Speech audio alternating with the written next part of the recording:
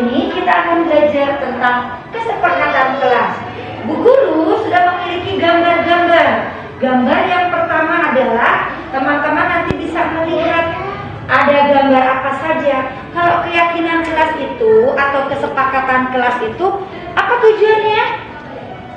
Supaya teman-teman belajar dalam kelas bahagia dan tertib. Apa sayang? Tertib. Misalnya teman-teman belajar bersama dengan teman-teman yang baik, tidak mengganggu. Itu sepakati? Disepakati? Ya. Sepakat. Oke, sekarang Bu Tika sudah menyediakan gambar-gambar. Nanti teman-teman Bu Tika pilih satu untuk menempelkan mana gambar yang teman-teman sepakati. Oke? Ya, siap. Yang pertama adalah ya. Silakan Jaral, ambil salah satu gambar dan tempelkan mana yang menurut Jaral itu yang baik dan sepakat. Oke, silakan. Maafkan. Selanjutnya Mita, silakan. Oke.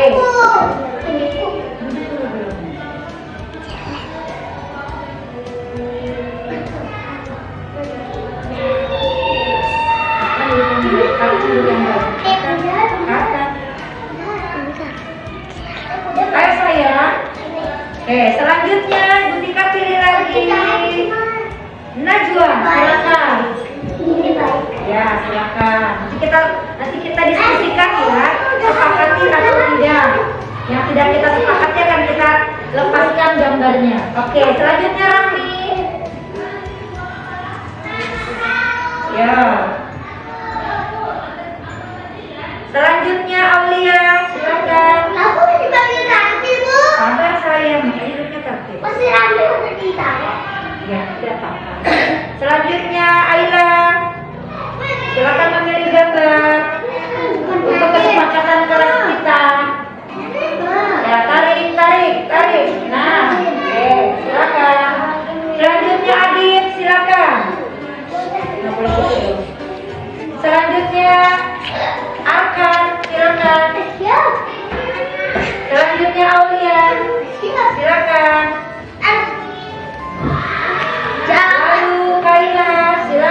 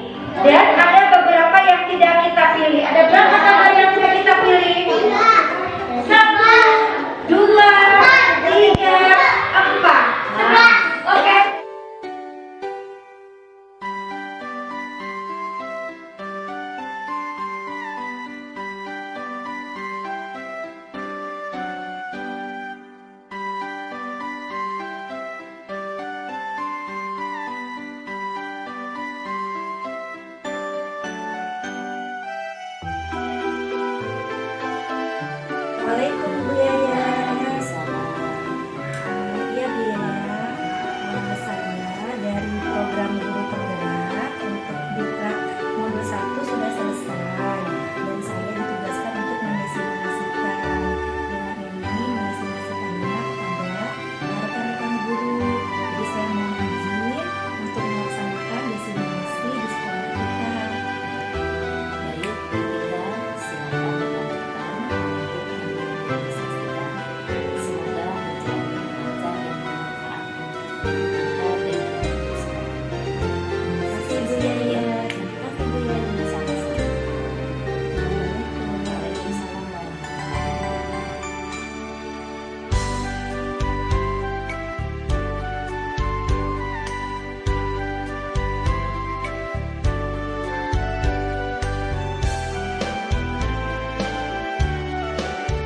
Waalaikumsalam warahmatullahi wabarakatuh. Bismillahirrahmanirrahim. Assalamualaikum warahmatullahi wabarakatuh. Alhamdulillah, alhamdulillah, puji syukur kehadirat Allah Subhanahu wa taala. Kita bisa hadir di seminar desimasi aksi nyata modul 1.4 budaya positif. Hari Jumat 3 Februari 2023. Yang terhormat Bapak Ibu peserta seminar, yang saya hormati Kepala TK Islam Nurul Azhar Ibu Rukia SPD, yang saya hormati narasumber kita Ibu Nini Kartini SPD. Baik Bapak Ibu, di sini kami akan bacakan susunan acara untuk kegiatan hari ini. Yang pertama yaitu pembukaan. Setelah menyelesaikan tugasnya selama 6 mungkin sampai 9 bulan. Tujuannya insya Allah nanti akan memberikan ilmu yang terbaru dan memberikan posisi pembelajaran yang terbaik, yang baik untuk anak-anak bangsa Indonesia atau penerus bangsa Indonesia. Insya Allah di sini Bismillah kita sama-sama belajar, sama-sama kita mencas ilmu, sharing dari Ibu Tini Kartini, semoga bermanfaat dan kita berharap semoga Ibu Tini Kartini bisa menyelesaikan tugasnya di CGP ini dengan baik, dengan maksimal, sehingga akhir dari kegiatan CGP ini bermanfaat untuk Ibu Tini Kartini dan untuk kita semua, juga untuk guru Indonesia. Mungkin itu saja dari kami. Terima kasih. Billahi taufiq wal hidayah. Wassalamualaikum warahmatullahi wabarakatuh. Untuk selanjutnya, pemaparan materi dengan tema budaya positif yang akan disampaikan oleh Ibu Tini Kartini SPD, kepadanya silakan.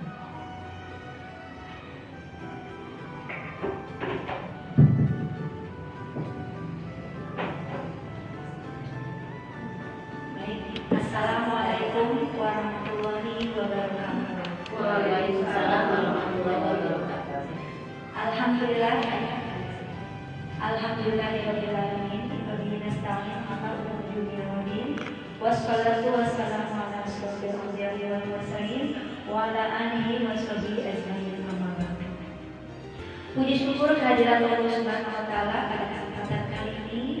Terima kasih tak terhingga kepada Allah Subhanahu wa taala yang telah memberikan nikmat iman dan nikmat Islam kepada kita semua, sehingga kita bisa berkumpul di tempat di ruangan ini untuk mengikuti desimasi aksi nyata modul 1.4 program guru penggerak.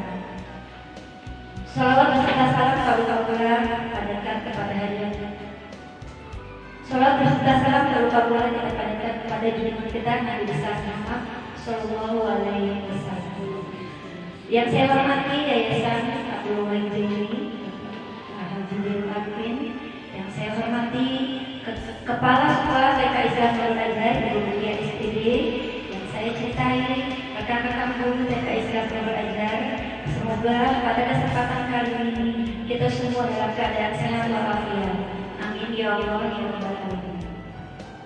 Baik teman-teman semua, pada kesempatan kali ini izinkanlah saya untuk memaparkan aksi nyata modul 1.4 tugas calon guru penggerak di mana modul yang kami pelajari di program calon guru penggerak itu ada beberapa modul.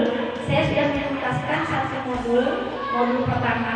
Modul pertama itu ada 1, 2, 3 sampai 4. Ini adalah modul terakhir dari modul pertama, di mana dari modul pertama itu saya harus melakukan aksi nyata atau pemaparan kepada teman-teman semua, rekan-rekan guru yang ada di sekolah.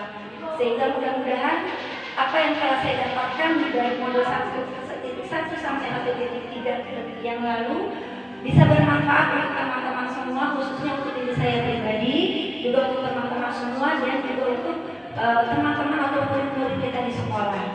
Baik, yang pertama tentang konsep modul utama budaya positif. Yang pertama, perubahan paradigma belajar. Yang kedua, disiplin positif. Yang ketiga, motivasi perilaku manusia. Yang keempat, kebutuhan dasar manusia. Yang kelima, posisi kontrol restitusi. Yang keenam, keyakinan keras. Dan yang ketujuh adalah segitiga restitusi. Next slide.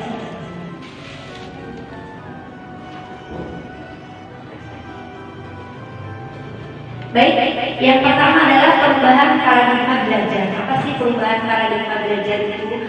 Kalau zaman dulu kita sebelum dari diberlakukannya kurikulum Merdeka Belajar, kita ada beberapa kurikulum di sebelumnya. Nah, di sini ada perubahan. Yang perubahan ini adalah perubahan dengan paradigma belajar, dirancang berdasarkan prinsip pembelajaran yang berdiferensiasi. Sehingga setiap siswa belajar sesuai dengan kebutuhan dan tahap perkembangannya untuk mewujudkan profil pelajar Pancasila. Jadi pembelajaran berdiferensiasi itu adalah pembelajaran yang mengutamakan sesuai dengan apa yang dari kebutuhan atau minat anak-anak dari peserta didik kita. Apa sih yang diminati oleh anak didik kita sehingga kita bisa mewujudkan profil pelajar Pancasila. Ada berapa Bapak Ibu profil pelajar Pancasila? Ada berapa? Ada berapa? Ada berapa? Ada 6. Ini dia. Yang pertama ada 6. Berketuhanan yang Maha Esa. Jadi kita berketuhanan yang Maha Esa itu bertakwa kepada Tuhan yang Maha Esa dan berakhlak mulia. Itu yang pertama. Yang kedua yaitu berkebinekaan global. Yang ketiga bergotong royong. Keempat kreatif. Yang kelima bernalar kritis. Dan yang terakhir adalah mandiri. Sehingga dari perubahan paradigma belajar ini kita mengharapkan siswa-siswi atau peserta didik kita mewujudkan profil pelajar. Di situ aja dah. Ya udah. Belum ya. 1, 2.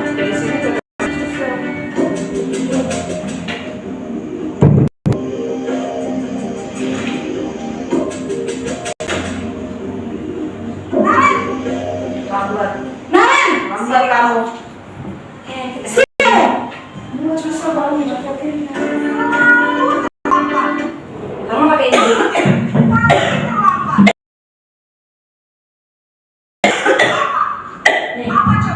Nih, ya, ya. Itu kedengaran kan? Buka ini. Langsung di sini aja ya. Ya, ya biar fokus nonton video ini. Nah, nih gua nih pegang mana? Nah, ada satu nih kan. Kakak juga sih. Itu yang di speaker ini. Ini tahu kan? Ini udah full. Sini kamu. Selamat pagi, Bu. Selalu terlambat. Kamu deh pasti terlambat. Apa coba? Alasan kamu apa lagi? Kapan sih kamu tidak terlambat? Malas sekali ya kamu jadi anak. Saya dasar kemalas. Gak kapok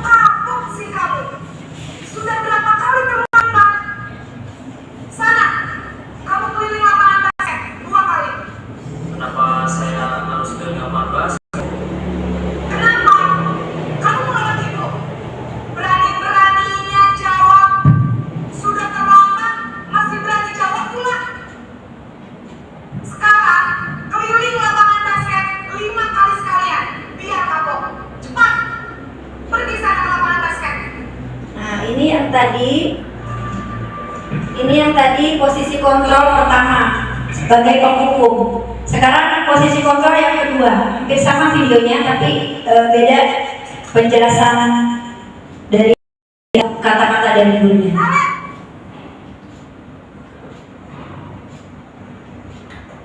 Selamat pagi, Bu. Naren, kamu kenapa terlambat lagi, nak? Ya Tuhan, Naren, kamu senang ya bikin ibu susah ya? Kalau kamu terlambat lagi, nanti ibu yang ditegur bapak kepala sekolah, nak. Disangka ibu tidak bisa membina kamu. Duh, gimana ini? Maaf, Bu. Duh, Gusti Naren, kamu suka ya kalau ibu ditegur bapak kepala sekolah? Terus, sekarang ibu harus tulis apa yang ibu absen? Ini kamu sudah sering terlambat loh. Ibu harus apa coba? Maaf, Bu. Maaf sekali. Ya sudah, lain kali jangan bikin ibu susah lagi ya nak ya. Ibu tidak akan lagi kalau kamu terus. Bisa jantungan kalau ibu ditegur bapak kepala sekolah. Sana cepat ke kelas. Maaf ya, Bu. Maaf sekali. Ini yang kedua, posisi sebagai pemerasa bersama. Jadi ibu guru memberikan anak-anak itu sebagai pemerasa bersalah kepada muridnya. Sekarang yang ketiga, posisi kontrolnya sebagai posisi teman.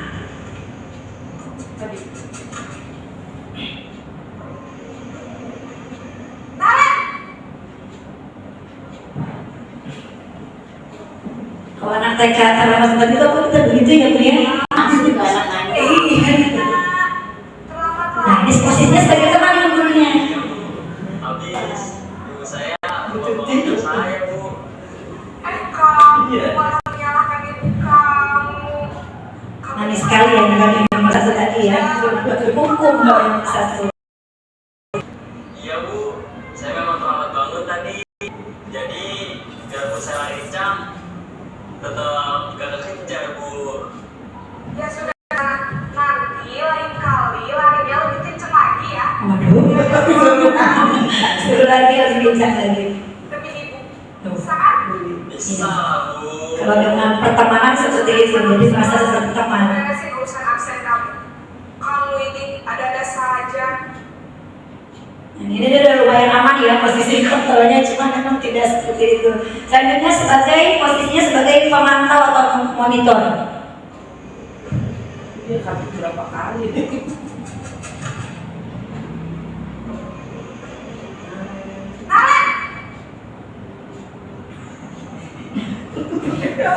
Pinter posisinya Naren. Naren, apa peraturan sekolah kita tentang jam berapa kita harus masuk sekolah, nak? Kita harus di sekolah jam 7, Bu. Iya betul, sekarang sudah jam 7.20. Naren sudah tahu konsekuensinya jika terlambat hadir. Paham, Bu. Saya harus tinggal kelas pas jam istirahat selama 20 menit. Iya benar, konsekuensinya demikian. Jadi nanti jam 9.30 pas istirahat, kamu harus tinggal di kelas, kerjakan tugas tambahan untuk ketertinggalan kamu, ya?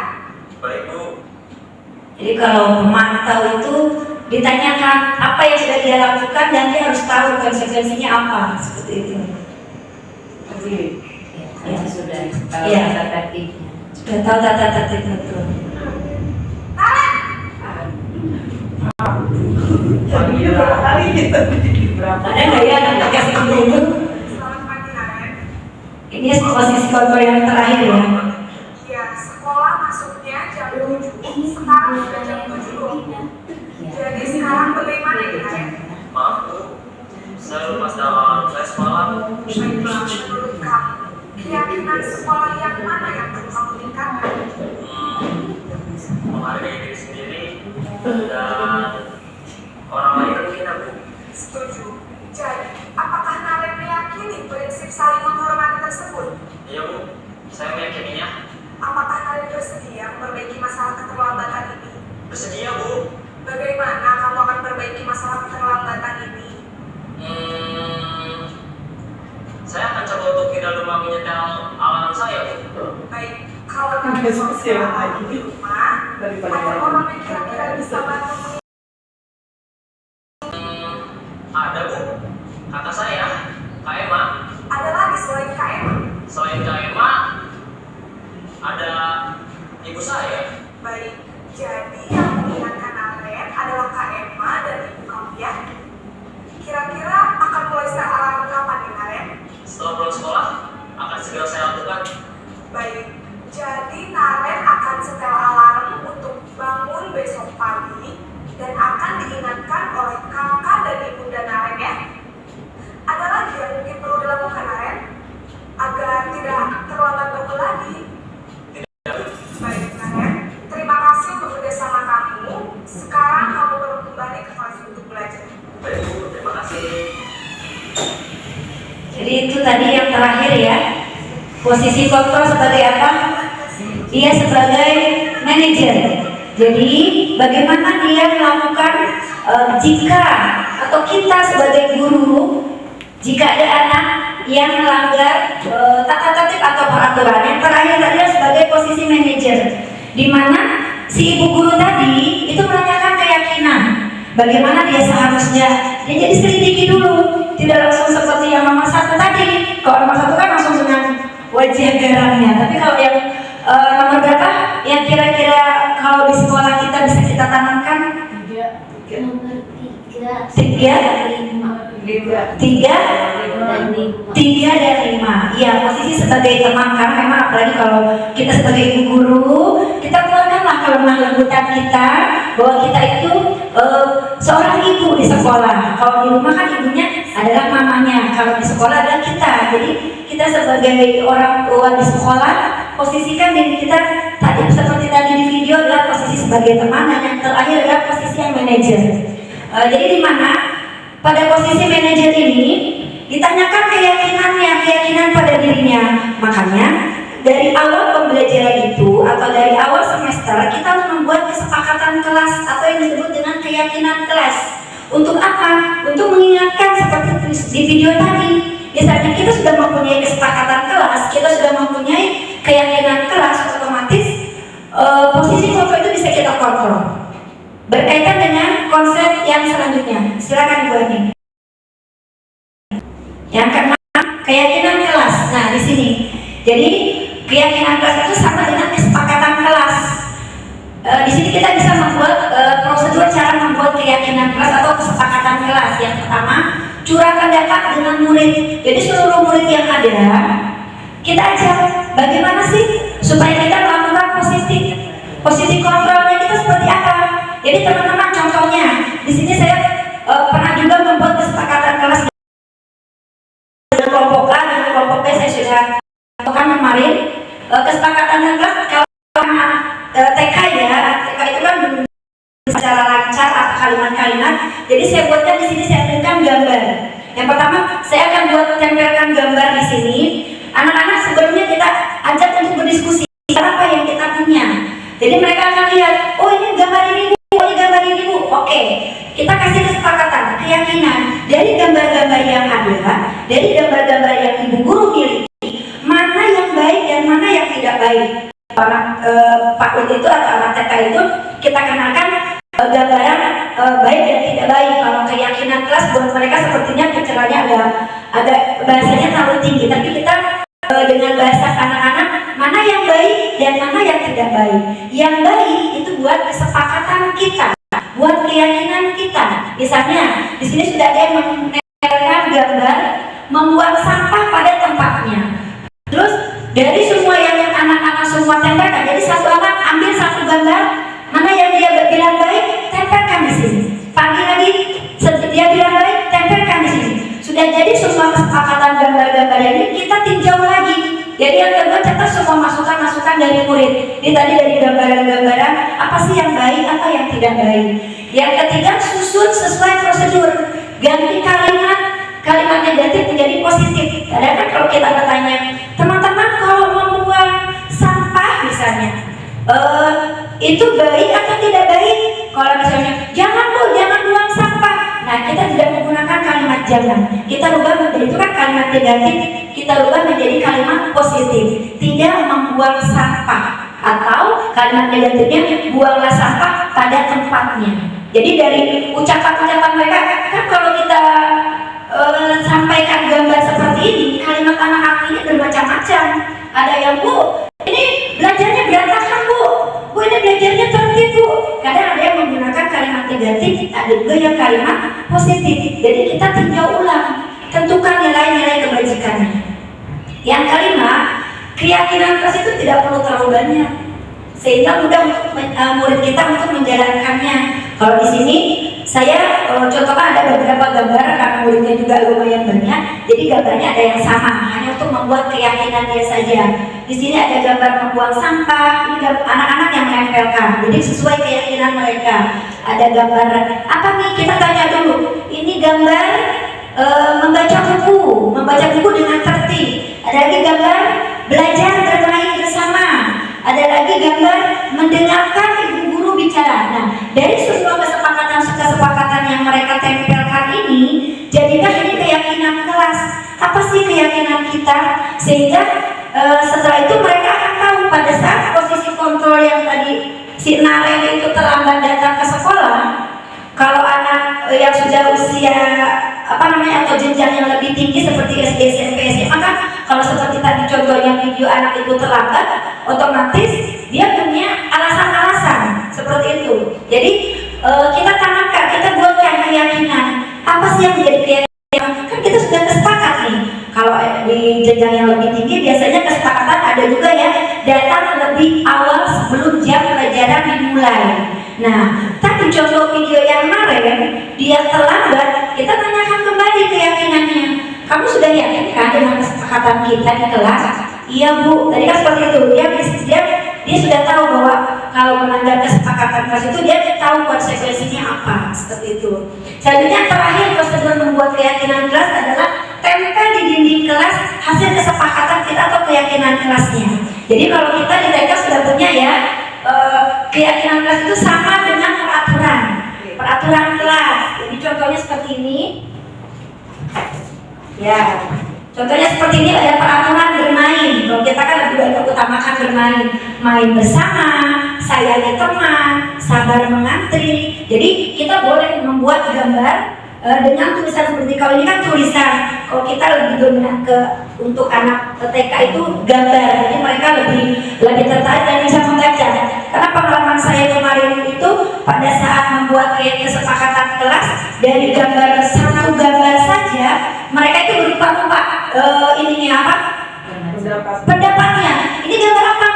Ini gambar ini, Bu. Oke, kayaknya sudah mengenal. Tapi kita gali lagi. Ini gambar apa kan? Jadi kita bisa melihat pemikiran mereka, berpikir kritis. Itu tadi. Jadi anak-anak kita aja untuk berpikir kritis.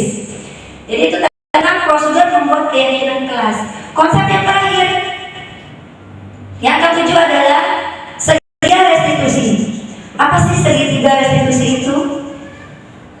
Di mana restitusi adalah proses kolaboratif yang mengarahkan murid untuk mencari solusi untuk masalah, berpikir tentang apa sih yang mereka inginkan dan bagaimana mereka harus bertanggung ke orang lain. Pemaparan ini menurut Thiessen Goosen tahun 1996.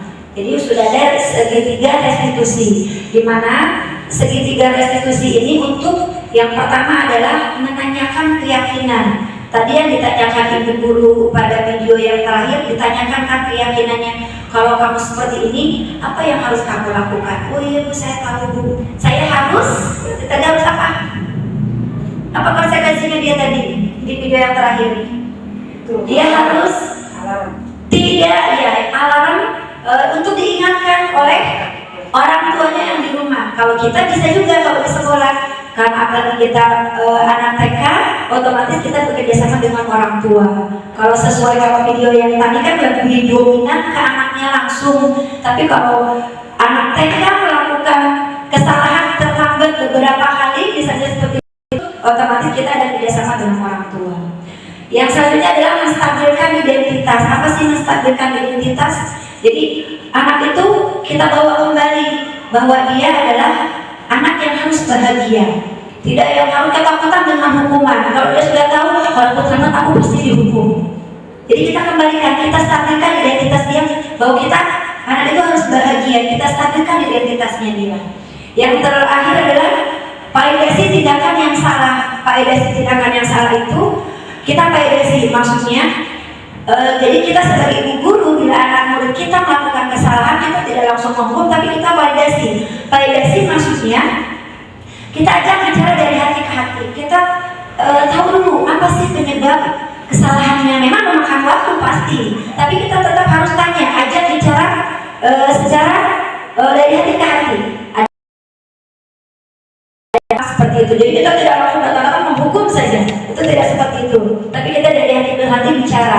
Kalau misalnya memang dia tidak bisa kita ajak untuk tidak bisa menggali apa kesalahannya, mungkin kita bisa menghubungi orang tuanya. Kenapa sih dia terlambat hampir banyak jamnya, misalnya seperti itu. Jadi kita validasi, dan kita validasi juga bisa ditanamkan di diri kita juga.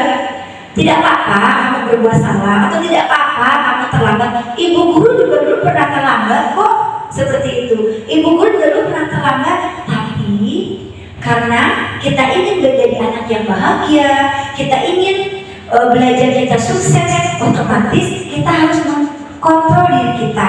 Jadi kita tanyakan kembali keyakinannya murid. Terus di sini juga ada, kamu tentu punya alasan mengapa melakukan itu.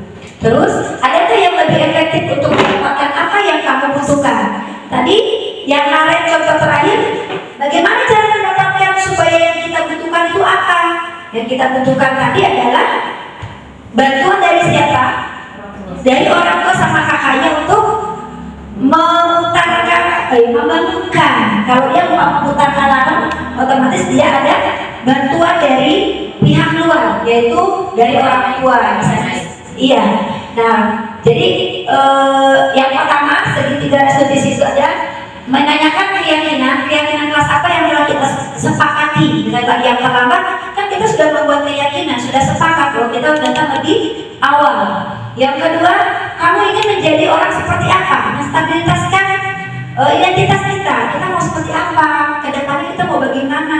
Maksudnya kita mau terlambat terus selamanya kan tidak mungkin. Jadi kita stabilkan kembali. Yang ketiga, ada cara yang lebih efektif untuk mendapatkan apa yang kamu butuhkan. Seperti itu tadi. Dan kamu tentu punya alasan mengapa melakukan itu. Jadi validasi tindakan yang salah itu mereka membutuhkan apa? Ada motivasi dari luar. Ya. Baik, mungkin itu saja pemaparan tentang konsep budaya positif dari saya. Mudah-mudahan memberikan pengalaman yang luar biasa. Di sini bukan berarti saya yang paling tahu, tidak, tapi karena memang ini adalah tugas saya untuk memberikan aksi nyata kepada teman-teman. Mudah-mudahan budaya positif ini bisa kita terapkan atau bisa kita praktekkan di sekolah, walaupun mungkin ada sulit karena sudah kebiasaan. Kalau sudah terbiasa itu mungkin sedikit-sedikit sulit ya untuk merubah, tapi kalau kita yakin bahwa kita bisa, kita pasti bisa. Baik, dari saya cukup sekian pemaparan hari ini. Apabila ada kekurangan dan kelebihannya, kesalahan saya dalam berbicara, saya mohon membukakan pintu maaf yang sebesar-besarnya. Wabillahi taufiq wal hidayah. Wassalamualaikum warahmatullahi wabarakatuh. Waalaikumsalam warahmatullahi wabarakatuh. Baik, terima kasih Bu Titi Kartini untuk paparannya yang telah disampaikan dengan baik. Semoga kita semua mendapatkan modal pembelajaran untuk kedepannya, untuk anak didik kita kedepannya, dan untuk menuju perubahan yang lebih baik lagi. Baik, terima kasih. Untuk sesi selanjutnya yaitu tanya jawab. Baik, ada yang mau bertanya?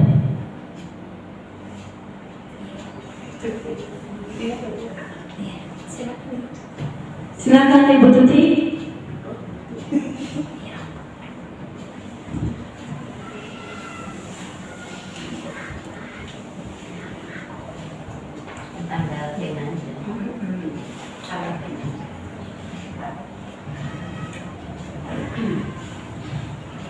Assalamualaikum warahmatullahi wabarakatuh. Waalaikumsalam warahmatullahi wabarakatuh. Kalau tadi mungkin tentang terlambat ya, seperti apa? Jadi datangnya kan peraturan itu datang tepat waktu, tapi dia terlambat. Kalau ini misalnya anak didik kami itu ada yang mungkin apa ya, tidak tertib di dalam kelas, maksudnya biasanya duduk gitu ya, didikan duduk, tapi dia malah berlari-lari, malah main seperti itu. Itu kadang juga maaf gitu, kita udah ingatkan kembali, maaf sekarang waktunya apa gitu, tapi dia sepertinya lupa ya mungkin. Itu mungkin bagaimana dalam apa namanya mengatasinya gitu ya. Kadang kita ingatkan, ya kadang ingat, kadang ya udah cuek aja gitu. Memang terkadang kita sering sering ingatkan terus dan terus. Itu bagaimana ketika? Terima kasih.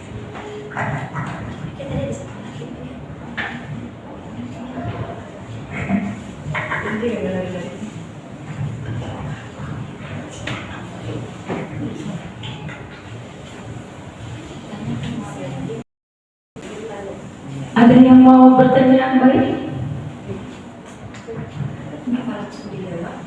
Atau langsung dijawab saja, bertiga? Oke, baik, saya jawab ya. Baik. Baik, terima kasih Ibu Tuti atas pertanyaannya. Tadi bagaimana sih jika di kelas itu ada anak yang memang sudah kita ingatkan terus-terusan, tapi dia memang tidak bisa tertib seperti itu ya. Mungkin yang pertama adalah di awal itu kita memang harus, yang awalnya sebenarnya itu di awal mereka masuk, kita harus bisa mencari peta atau konsep dari anak-anak itu. Kita memetakan dalam artian dari anak yang sudah kita miliki hari pertama, otomatis kan di hari yang pertama itu kita ada yang namanya FPLS, muatan yang sekolah itu, perkenalan sekolah ya. Nah, jadi biasanya kita setelah anak-anak itu di hari pertama masuk itu ke dalam kelas kita harus peta-petakan. Kita anak murid didik kita itu mempunyai gaya belajar seperti apa. Gaya belajar itu kan ada 3. Tahu ya? Ada berapa? Apa saja yang pertama?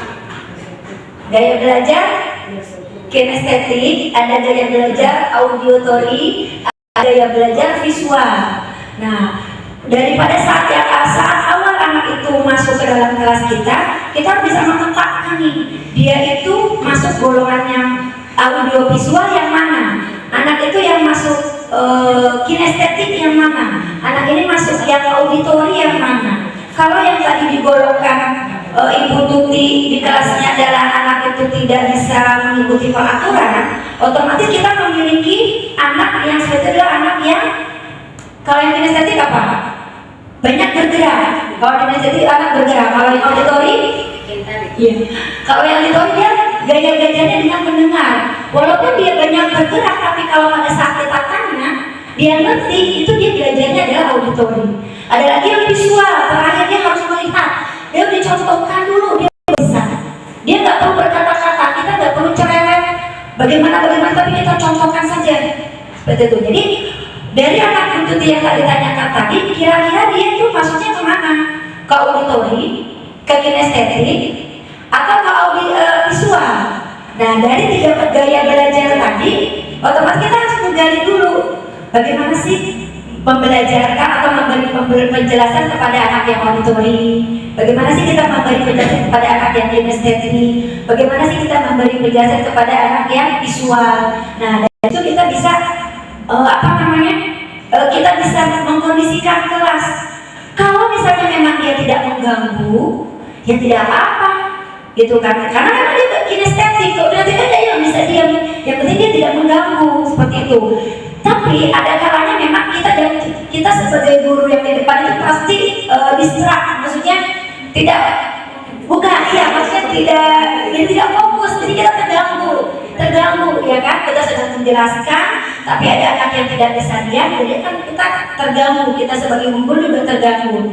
Saya juga mengalami itu, tapi kita memang betul seperti yang untuk diusahakan, kita ingatkan, tapi kalau misalnya selama dia tidak mengganggu, ya sudah, beri dia space, beri dia tempat. Kalau misalnya memang mau berjalan-jalan, teman-teman di sini mau mendengarkan ibu guru.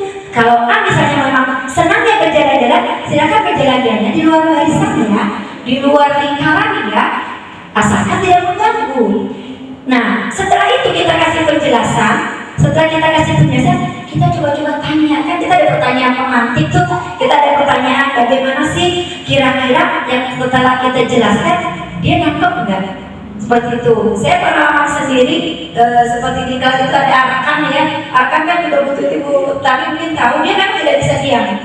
Tapi lebih ini ya, masih bisa dikontrol lah seperti itu. Cuma kadang pada saat dia enak, dia mood, dia ikutin ibu guru. Tapi kadang ya jalan-jalan sih, tapi dia masih koridor batas-batas yang wajar lah seperti itu. Tapi pada saat saya tanya, kita akan menjelaskan, dia bisa dia main-main buku, dia kadang main-mainan gitu. Pada saat kita tanya, tadi ibu guru menjelaskan apa? Apa ya kata dia? Nih, Bu Tika kasih gambar. Oh itu aku tahu Bu, gambar ini betul pertanyaan jawabannya. Jadi dia itu termasuk ke dalam yang apa? Audio. Jadi walaupun dia bergerak, tapi dirinya mendengar. Seperti itu. Jadi mungkin dari pertanyaan yang Ibu Tuti tanyakan tadi, secara garis besar itu tadi sih tab-tabnya yang mungkin memang kita pasti akan selalu tidak lupa untuk selalu mengingatkan ya, memang tugas kita sebagai ibu guru untuk mengingatkan, karena kan anak-anak datang ke sekolah, apalagi dari rumah yang tidak punya sosialisasi di rumah yang baik, otomatis dia bawa ke sekolah dengan perilaku yang di rumah, otomatis dia mungkin tidak tahu bagaimana sih ketertiban itu. Dan yang paling awal juga diberikan itu tadi kesepakatan kelas. Jadi kita punya kesepakatan apa sih? Itu pun sama. Dari kesepakatan atau peraturan ini kita selalu ingatkan. Ini kan pasti kita tempelnya di depan. Tadi kan ada tuh yang prosedur keyakinan kelas, kita harus tempel. Nah, dari keyakinan kelas ini, kalau misalnya anak itu tadi sama sekali tidak bisa kita kontrol, kita ingatkan sabar atau duduk yang baik, atau misalnya tertib, atau ada tadi gambar dengarkan ibu guru bicara. Jadi seperti itu. Ayo dengarkan ibu guru bicara. Oke, dia dengarkan. Walaupun apalagi kalau yang khususnya anak kinestetik, dia banyak bergerak, selagi dia tidak mengganggu, tidak apa-apa. Tapi kalau misalnya dia mengganggu, berikan dia space yang dari jangkauan teman-temannya. Seperti itu. Jadi ajak juga anak-anak untuk kita jangan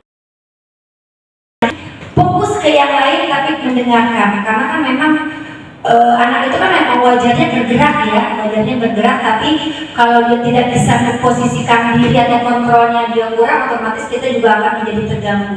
Seperti itu aja sih Bu Tuti, mohon maaf bila memang kurang memuaskan dari pertanyaannya.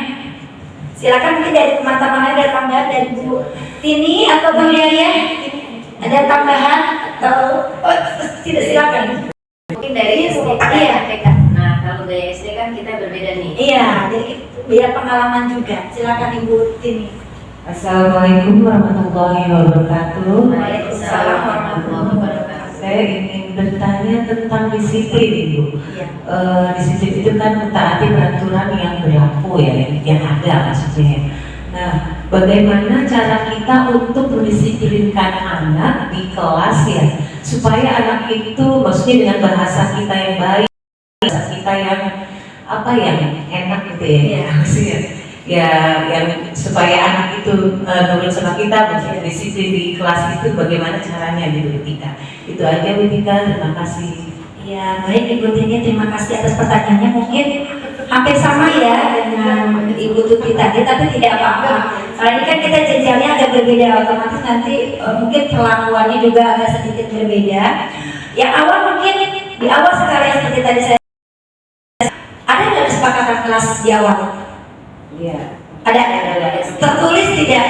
Tertulis. Nah itu tadi sama kembali seperti pertanyaannya jawabannya Ibu Tuti tadi saya sampaikan, kita harus ingatkan terus Bu. Kan ada misalnya itu pun keyakinan kelas ini pun kita nggak harus sesuai dengan kondisi. Jadi itu bisa dirubah. Kalau iya kita kan bisa ini yang masalah tidak disiplinnya yang apa nih? Contoh yang tidak disiplin ini apa di kelasnya?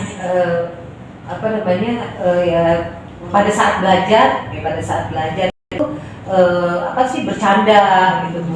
Iya. Nah berarti tadi juga ada nih di sini di anak TK juga ada. Saat belajar itu kan katanya tadi tidak bercanda, kalau itu kan kalimat negatif ya. Pada saat belajar jangan bercanda, pasti ada anak-anak yang kesepakatan seperti itu kalimatnya. Jadi pada saat belajar duduk tertib. Itu keyakinan itu kan namanya keyakinan keras. Tetap kita ingatkan. Tadi bagaimana sih cara mengingatnya? Kita udah bosan banget nih misalnya seperti itu ya. Ya kita tidak boleh bosan, kita tidak boleh menyerah. Otomatis anak-anak itu kan titipan ya buat kita, amanah buat kita apalagi di sekolah dengan ibu guru, istilahnya ibu guru itu kan yang digugu dan yang ditiru. Jadi kita juga menirukan diri kita sendiri juga. Oh iya, kadang kan kalau ada kita dengan ibu guru yang lain kita bicara mungkin agak kasar atau mungkin juga agak tidak sopan, takutnya anak-anak melihat kita di situ. Jadi kita berikan keteladanan. Jadi misalnya tadi bagaimana nih susah banget nih dia selalu kalau lagi belajar ngobrol terus, ibu guru menjelaskan ngobrol terus. Kalau SD kan biasanya memang apalagi anak-anaknya umurnya udah agak tinggi dan biasanya juga lebih sudah usianya kan sudah yang mulai ini ya ada inilah istilahnya kan ya sudah pengen lebih tahu udah penasarannya tuh udah nggak ini. Itu tadi sih kalau menurut saya digali lagi keyakinan kelasnya, kesepakatan kelasnya kita bikin lagi. Iya, kita ulang lagi biar mereka sendiri. Jadi di awal itu pada saat prosedur membuat kesepakatan kelas itu kan dari mereka, bukan dari kita yang bikin. Kalau TK kan mungkin kita yang bikin karena anak-anak kan mungkin belum bisa kita gali ya kalau anak. Jadi secara kalimat kitanya, ya teman-teman kita bikin yuk keyakinan kelas, kesepakatan kelas. Apa sih tujuannya? Supaya kita tertib. Jadi anak-anak dikasih tahu dulu apa sih tujuan bikin keyakinan kelas Bu? Supaya anak-anak itu tertib. Nah coba anak-anak kalau kelas tertib itu apa aja sih yang harus dilakukan? Apa saja? Itu digali. Coba misalnya bikin KIS. Apa KIS? Supaya tertib kelasnya. Ini Bu. Oke, kamu misalkan pasti beda-beda. Jadi kita bikin lagi kesepakatan kelasnya. Dan ingat tadi kesepakatan kelas tidak terlalu banyak, 4 atau 7 kalimat. Jadi supaya kan anak-anak itu menjalankannya nggak lupa. Jadi mungkin itu tadi terlupa. Kalau ibu ini tadi saya sudah tanyakan sudah membuat keyakinan kelas, tapi anak-anak masih seperti itu, mungkin dia lupa dengan kesepakatan yang sudah dia buat. Jadi otomatis itu tadi dibuka lagi lah kesepakatan kelasnya, diperbaharui lagi. Seperti itu ya Bu Tini ya. Mudah-mudahan ya Allah. Sudah. Terima kasih. Ya. Baik, terima kasih Bu Tika. Baik, mungkin ada tambahan dari Bu Kepala Sekolah untuk Apa deh biaya tambahan? Baik, terima kasih. Alhamdulillah ini sangat bermanfaat ya, khususnya untuk kita selalu aware pada anak dan kita juga selalu ingat kembali apa sih tujuan kita untuk membentuk karakter anak sehingga baik. Yang tadi sudah dipaparkan bahwa benar sebelum kita memberikan pembelajaran atau tata tertib, kita dulu yang harus tertib. Pertama gurunya. Mungkin sama dengan disiplin di sini, disiplin kalau Ibu Tika tadi paparkan itu kan untuk peserta didik. Mungkin kalau di dalam kepala sekolah itu disiplinnya untuk guru dan karyawan. Bukan berarti itu tidak sama, sebetulnya itu sama ya. Cuma tadi penyampaiannya memang ada yang bagaimana caranya agar kita merangkul anak-anak sehingga anak itu nggak merasa dijudge, anak itu nggak merasa digurui. Karena sebetulnya anak kecil pun kalau dia digurui, dia juga merasa nggak suka. Apalagi anak sekarang, anak kita itu kan sekarang sangat-sangat proaktif ya, anak-anak kita sangat kritis untuk sekarang. Bagus sekali untuk semua ini. Kembali lagi kalau tadi saya dengarkan pertanyaan dari Ibu Tuti dan Ibu Tini Kartini namanya bersama.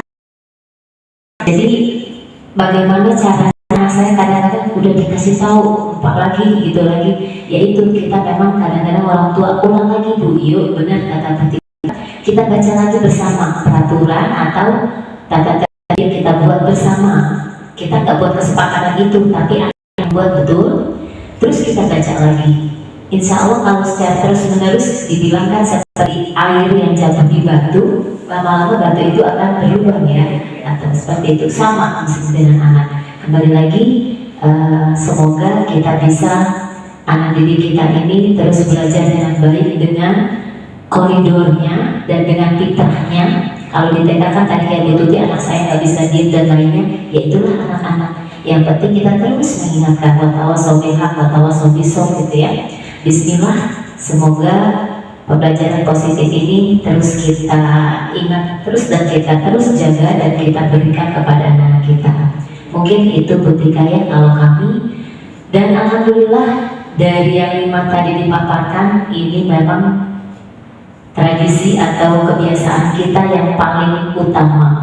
Anak kita itu nggak akan bisa belajar dengan baik tanpa adanya disiplin. Tapi kalau untuk TK dan SD itu nggak ada jauh peran dari ibu guru dan orang tua. Kita juga nggak bisa sendiri ya, kita harus tetap sama-sama. Itu aja mungkin Bu ya.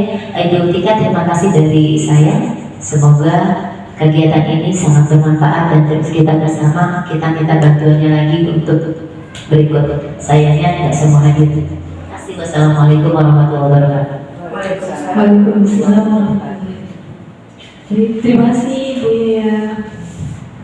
Dan demikianlah pemaparan tentang seminar hari ini. Semoga bermanfaat untuk kita semuanya dan untuk anak didik kita ke depannya. Amin amin ya rabbal alamin. Untuk acara selanjutnya yaitu penutup. Ya, baik, mari sama-sama kita tutup acara kita ini dengan mengucap alhamdulillah. Alhamdulillahirabbil alamin. Saya sebagai pembawa acara mohon maaf dari sebaik kekurangan saya, mohon dimaafkan. Wabillahi taufiq wal hidayah. Wassalamualaikum warahmatullahi wabarakatuh. Berikan aplaus sebelum kita. Bukan duluin maaf ya. Ini namanya seri. Ibu, terima kasih kami ucapkan. Video adalah posisi sebagai teman dan yang terakhir adalah posisi yang manajer. Jadi di mana pada posisi manajer ini ditanyakan keyakinan pada dirinya. Makanya dari awal pembelajaran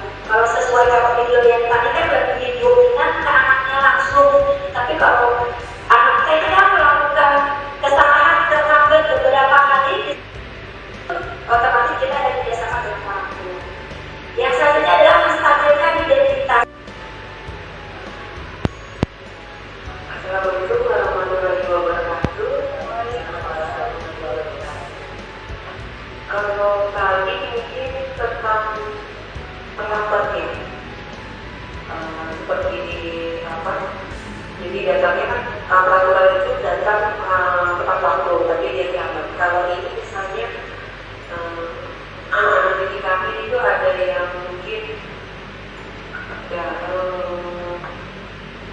tidak keras, soalnya biasanya duduk gitu ya di dekat itu, tapi dia malah belajar di malam main seperti itu. Itu kadang juga maaf kita sudah kembali karena maksudnya apa gitu, tapi kan sepertinya apa lupa ya itu mungkin bagaimana dalam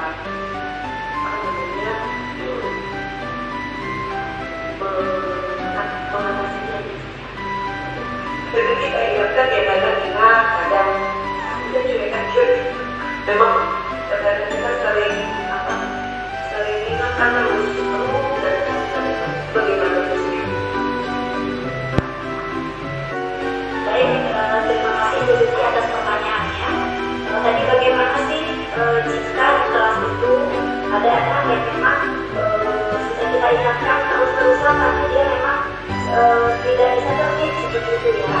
Mungkin yang pertama adalah di awal itu kita memang harus, yang awalnya sebenarnya itu di awal mereka masuk kita harus bisa mencari tak atau konsep dari anak-anak ini kita bisa memetakan dalam artian dari anak yang sudah kita miliki di hari pertama, otomatis dari hari pertama itu kita ada yang namanya MPLS, penguatan anak sekolah itu perkara sekolah ya. Nah jadi biasanya kita setelah anak itu di hari pertama masuk itu ke dalam kita harus tetap petakan, kita anak murid kita itu akan mempunyai gaya belajar seperti apa. Gaya belajar itu ada 3. Tahu ya? Ada berapa? Apa saja yang pertama?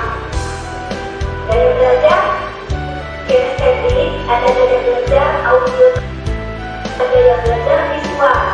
Nah, daripada saat awal anak itu masuk ke dalam kelas kita bisa memetakan nih, dia itu masuk golongannya audio visual yang mana, anak itu yang masuk kinestetik yang mana, anak ini masuk yang auditori yang mana.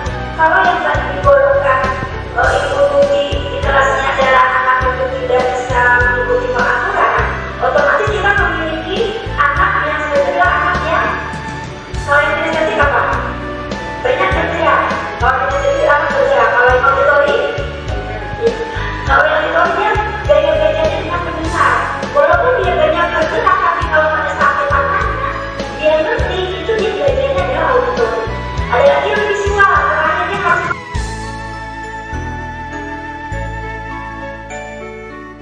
masih atas pertanyaannya mungkin hampir sama ya dengan ibu Tuti tadi, tapi tidak apa-apa.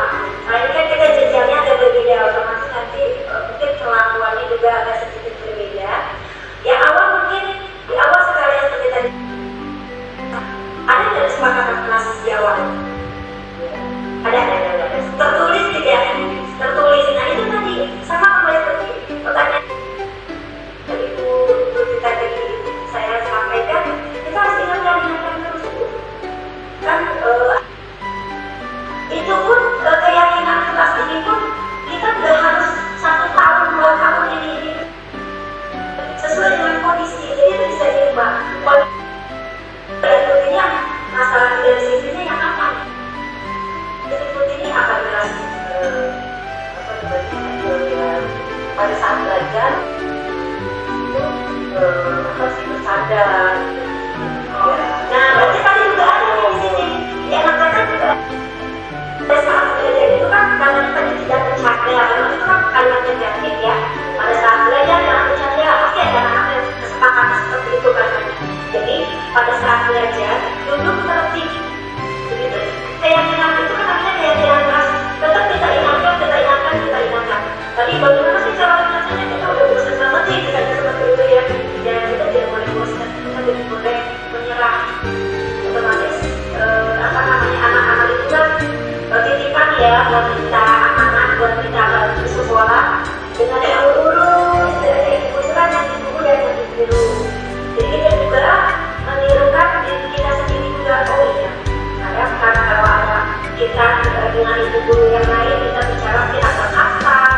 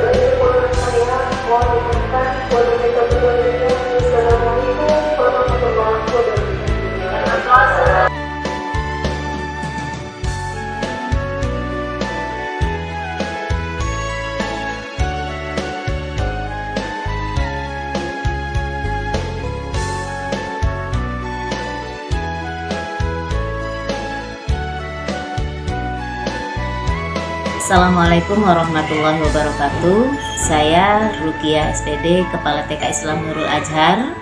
Alhamdulillah hari ini sudah melihat dan mengikuti paparan yang disampaikan oleh Ibu Tini Kartini, Guru TK Islam Nurul Azhar sebagai guru penggerak. Alhamdulillah dan luar biasa, paparan yang disampaikan sangat bermanfaat khususnya untuk kita Dewan Guru semua dan khususnya untuk kami selaku Kepala TK Islam Nurul Azhar, bahwa memang paparan yang disampaikan itu sangatlah bermanfaat untuk Bu Guru semua yang ada di TK Islam Nurul Azhar. Pesan kami, teruslah semangat untuk semua guru dan khususnya untuk Ibu Tini Kartini, terus semangat dan teruslah menjadi guru penggerak yang kreatif dan inovatif. Terima kasih. Wassalamualaikum warahmatullahi wabarakatuh. Assalamualaikum warahmatullahi wabarakatuh. Saya sebagai guru di TK Islam Nurul Azhar, alhamdulillah tadi seminar yang disampaikan oleh Ibu Tini Kartini mengenai budaya positif, alhamdulillah sangat bermanfaat sekali bagi kami guru-guru untuk mendisiplinkan anak, karena memang disiplin nomor satu untuk perkembangan, ketertiban dan kelancaran kegiatan belajar mengajar di sekolah, terutama di taman kanak kami. Alhamdulillah kami akan insya Allah memang sudah menerapkan dan akan terus melihat kembali budaya positif tersebut dan menerapkannya di kemudian hari. Alhamdulillah seminar ini sangat bermanfaat bagi kami. Terima kasih untuk Ibu Tika sebagai calon guru penggerak. Semoga kedepannya mungkin bisa ada lagi ilmu-ilmu yang bisa disampaikan kepada kami guru-guru di TK Islam Nurul Azhar. Itu saja. Terima kasih. Assalamualaikum warahmatullahi wabarakatuh.